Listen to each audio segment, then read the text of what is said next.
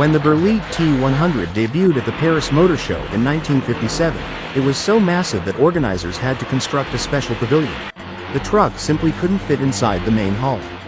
At 103 tons, this French-built colossus was designed for the harshest jobs imaginable, from hauling heavy equipment across the Sahara Desert to serving at remote uranium mining sites.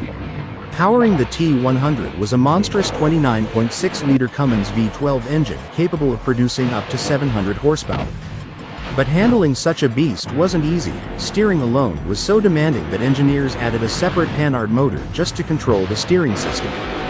This was a truck that didn't just move cargo, it wrestled with the environment itself.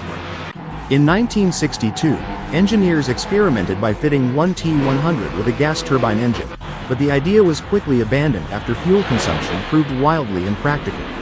In the end, only 4 units were ever built, making the T100 a true rarity. Today, one survives in a French museum, standing as a monument to audacious engineering and industrial ambition. The name Foolish Pleasure might sound playful, but this truck is pure power wrapped in style. At first glance, it looks like a spotless Kenworth W900, shining in a clean white finish. But beneath that polished exterior lies a monster built to thrill and terrify.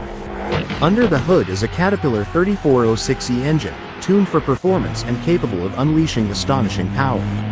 In standard mode, Foolish Pleasure produces a respectable 700 horsepower, already enough to make most rigs seem tame. But switch it into race mode, and the engine transforms into a fire-breathing beast.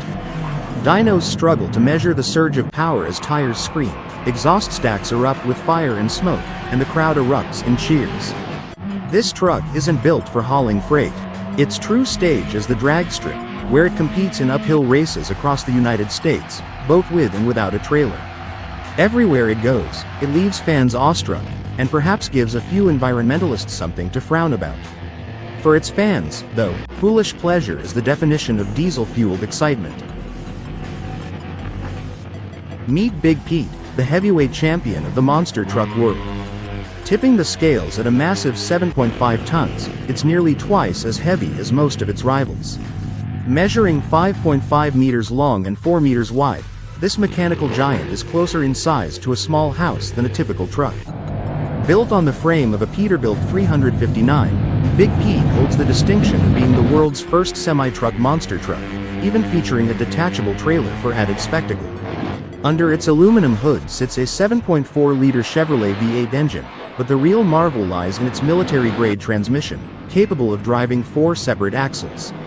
Unlike most modern monster trucks, Big Pete still uses leaf spring suspension, though its extreme weight requires the springs to be replaced twice a year.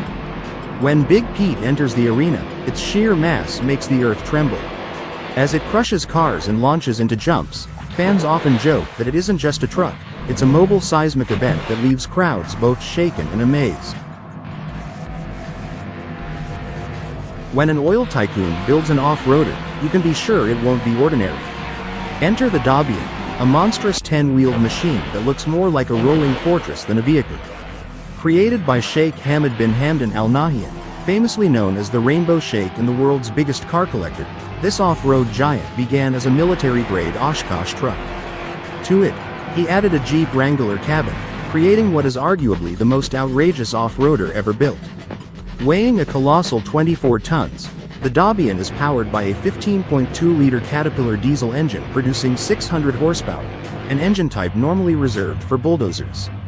Despite its bulk, it glides over desert sands with ease, turning heads and drawing cameras wherever it goes. Sure, critics mention poor visibility and questionable practicality, but practicality isn't the point.